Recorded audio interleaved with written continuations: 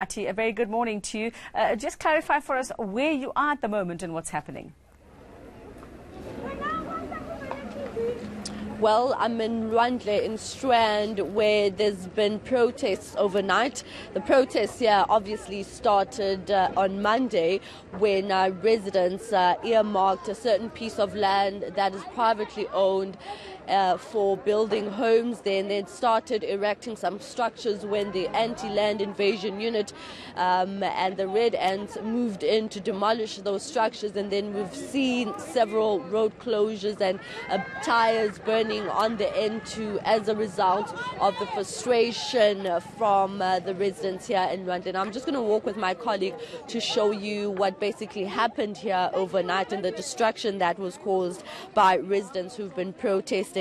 Well, basically, this is just part of the roads that are closed here in Strand as a result of the ongoing protests in this area.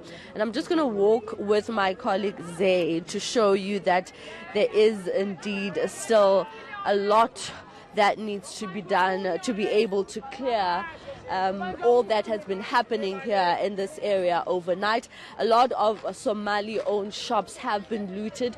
Last night we saw a whole lot of Somali nationals camping at the local police station there in fear of being hurt. And indeed, we also went inside a small shopping center here in Rwandle, which was also heavily looted. We saw ATMs destroyed, as well as a Ned bank that was also broken into. I'm going to continue walking with my colleague to show you that a lot of shops here indeed were actually vandalized by residents who have been engaged in the service delivery protest here. Zaid, if you can just show Uveka here how all the shops around this area have been looted as a result of the protest that is going on here, and you still have tires burning on the road. I'm going to ask Zaid if he can, Uveka, to zoom in and show you that there are still tires being burnt here on the road.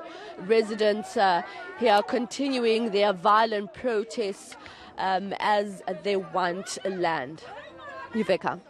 It's been a week of battles, like you say, there, Ati, and it seems that their shacks get torn down by authorities and they do it again. So how does one actually try to resolve? Who's been there to talk to these residents? Who's been there to listen to their concerns? Because they seem determined.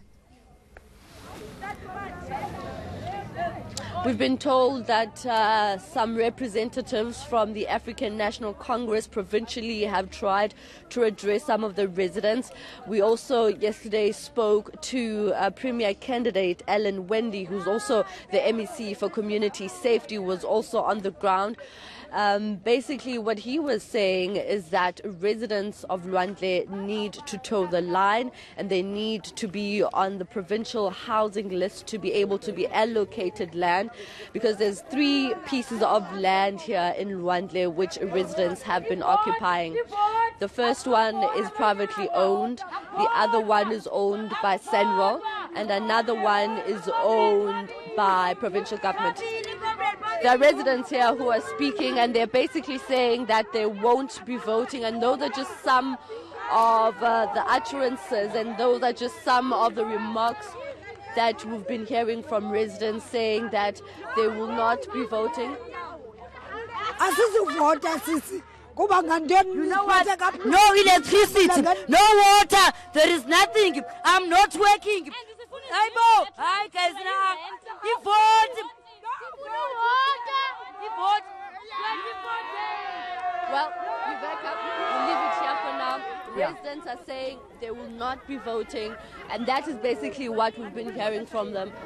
The whole process, the whole week actually, that's what they've been saying, that they will not be voting come the 8th of May. Okay, we will leave it there for now. Thanks very much, Ati. It's a bit difficult to hear you at the moment, but we'll be back with you a little after 8 o'clock. We'll give you a chance to chat to residents there and get a little more information out of them.